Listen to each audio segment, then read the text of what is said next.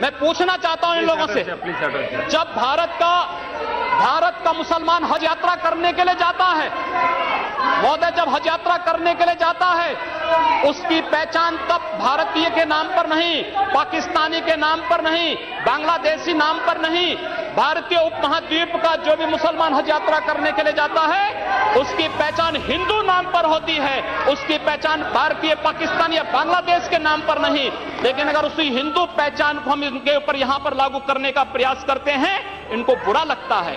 हिंदू सांप्रदायिकता नहीं, हिंदू राष्ट्रीयता का प्रतीक है, और भारत की राष्ट्रीयता का प्रतीक हिंदुत्व को बदनाम करोगे तो उसकी कीमत चुकानी पड़ेगी इन लोगों को। और इसलिए महोदय, मैं आप सबके आपके माध्यम से एक बार कहना चाहता हूं, महोदय, एक बार गुरुदेव रविंद्रनाथ टैगोर ने कहा था, गुरुदेव रविंद्रनाथ टैगोर ने एक बात कही थी, उन्होंने कहा था अगर भारत को समझना है, अगर भारत को समझना है, बैठ गए आप, फालतू बात करते हैं महोदय। उन्होंने कहा, गुरुदेव रविंद्रनाथ टैगोर ने एक बात कही थी, और उन्होंने कहा था कि अगर भारत को समझना है तो मैं भारतीय अस्मिता को पहचानना पड़ेगा, और भारतीय अस्मिता को पहचानना है तो स्वामी विवेकानंद के बारे में आप जान लीजिए। स्वामी विवेकानंद ने एक बात कही थी कि गर्व से कहो हम हिंदू हैं। स्वामी विवेकानंद ने एक बात कही थी कि गर्व से कहो हम हिंदू हैं। स्वामी विवेकानंद तो सांप्रदायिक नहीं थे, स्वामी विवेकानंद तो किसी पार्टी के नहीं थे। स्वामी विवेकानंद ने तो भारत का प्रतिनिधित्व किया था पूरी दुनिया के अंदर, और दुनिया के अंदर जो हिंदू आज पूरे देश के अंदर, पूरी दुनिया के अंदर अपनी सहिष्णुता के लिए पहचाना जाता था, आज उस हिंदू के साथ किस प्रकार का व्यवहार किया जा रहा है, वह कश्मीर से विस्थापित होता है, उसे कश्मीर से निकाला जाता है। एक भी बार इस सदन में चर्चा नहीं होती है, इन लोगों का मुंह नहीं खुलता जब कश्मीर से 3.5 लाख की संख्या में कश्मीरी पंडित निकाले जाते हैं, तब ये लोग नहीं बोलते। पिछले 2012 में असम के अंदर 3 महीनों तक बोडो जनजाति के लोगों को मारा जाता रहा, कोई नहीं बोला। महोदय, कोई नहीं बोला। जम्मू कश्मीर के बाद जम्मू कश्मीर के हिंदुओं के मारने पर कश्मीरी पंडितों को उनके घरों से बेदखल कर दिया गया, एक भी बार ये लोग बोले नहीं, इनको पीड़ा नहीं हुई। दुनिया के अंदर ये अपने आप में बिरला उदाहरण था जहां पर अपने ही देश में अपने ही जानने वाले लोग विस्थापित होकर के खाना बदोश की जिंदगी जी रहे हैं। उस शर्मनाक घटना की निंदा एक भी बार इन लोगों ने नहीं की। मुंबई के दंगों पर ये लोग मौन रहे। जमशेदपुर और भागलपुर के दंगे कांग्रेस के समय हुए थे, एक भी बार इन लोगों ने उस पर चिंता व्यक्त नहीं की। और तो और 1984 में इस देश के अंदर जिन सिख गुरुओं का योगदान इस देश को बचाने और इस देश की धर्म और संस्कृति, इस देश के समाज को बचाने में बहुत महत्वपूर्ण थी, उन सिखों के कत्लेआम पर भी इनको शर्म महसूस नहीं होती है। और आज लोग इस देश के अंदर बात करते हैं सांप्रदायिक सौहार्द की, इनका पूरा चेहरा सांप्रदायिक हिंसा से रंगा हुआ है, सांप्रदायिक एजेंडे से रंगा हुआ है। और इसीलिए बंधु महोदय, इस देश के अंदर असम में क्या हो रहा है, बांग्लादेशी घुसपैठिए इन लोगों के अपने हो गए, और इस देश में लाखों वर्षों से रहने वाला समुदाय पराया हो गया। इस देश के अंदर महोदय, असम में बांग्लादेशी घुसपैठी होती है, और कड़वी सच्चाई ये लोग स्वीकार करने को तैयार नहीं, क्योंकि ये लोग उस बीमारी से स्वयं त्रस्त हो चुके हैं जो बीमारी इन्होंने पूरे देश को दी है, और इसीलिए ये लोग उस सच्चाई को स्वीकार नहीं कर सकते। कश्मीरी पंडितों के निष्कासन पर और कश्मीर पे हुए अत्याचार पर ये लोग मौन थे। मैं 2011-12 में असम के अंदर देख रहा था, 3 महीनों तक लगातार दंगे होते रहे, इन लोगों ने एक भी बार सदन में चर्चा नहीं कराई, असम जलता रहा।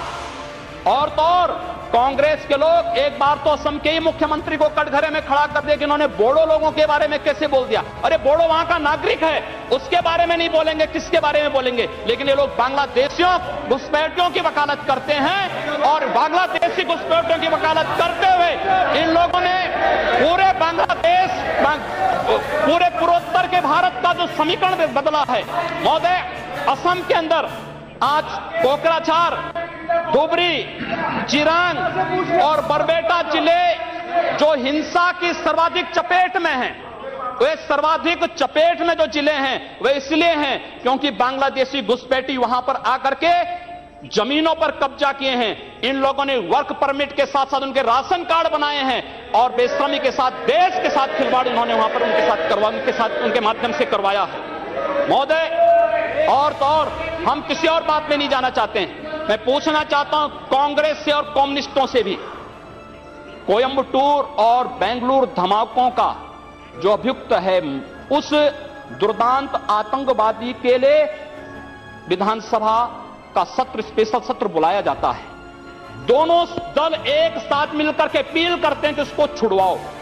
ये क्या सेकुलर, क्या यही सेकुलर है? क्या इनका यही सेकुलर एजेंडा है? क्या यही इस देश में यही सेकुलरिज्म है? और इस देश के अंदर महोदय, इस देश के अंदर क्या हुआ था? Let him speak. हम भूले नहीं। महोदय, 11 अगस्त 2012 को मुंबई के आजाद मैदान में जो कुछ हुआ, महोदय, आजाद मैदान की घटना क्या थी? आजाद मैदान में बर्मा में थे, उनके बीच में और वहां के बौद्धों के बीच में वहां पर हिंसा हुई, दंगे हुए। ये मामला म्यांमार का है, भारत का नहीं। लेकिन म्यांमार की घटना में दंगा कहां होता है? आजाद मैदान मुंबई में। ये लोग मौन रहते हैं, वहां शहीद स्मारक तोड़ा जाता है, पुलिस के जवानों को मारा जाता है, मीडिया कर्मियों को मारा जाता है। उनके साथ साथ पुणे में दंगे हुए, उनके साथ उत्तर प्रदेश के अंदर बरेली में, लखनऊ में, कानपुर में, इलाहाबाद में दंगे हुए। ये लोग मौन रहे, इन लोगों ने कभी उस पर आवाज नहीं लगाई। ये लोग मौन रहे उस घटना पर। ये वही लोग हैं जो आजाद मैदान की घटना पर मौन थे और बाबा रामदेव पे, उन सत्याग्रहियों पर ये लोग रामला मैदान पे लाठी चार्ज करके बेशर्मी के साथ वंदे मातरम का गान करने वाले देशभक्तों पर लाठी चार्ज करते हैं। ये लोग देश के अंदर सांप्रदायिक हिंसा की बात करते हैं। सांप्रदायिक हिंसा किसने फैलाई है? कौन फैला रहा है इस देश के अंदर? कौन इस देश के अंदर सच्चर कमेटी के नाम पर समाज को बांटने का कार्य कर रहा है? इन लोगों ने सांप्रदायिक आधार पर 1947 में देश को बांटा है और आज पुनः देश को बांटने की साजिश के तहत पाकिस्तान के एजेंडे पे ये लोग कार्य कर रहे हैं। और इसलिए महोदय, जब उत्तर प्रदेश के अंदर की जो घटनाएं आई हैं, उन घटनाओं पर अगर आप नजर डालेंगे महोदय, जो घटनाएं हुई हैं, उन घटनाओं के बारे में अगर मैं आपके सामने रखूं तो घटनाएं अपने आप में चौंकाने वाली घटनाएं हैं।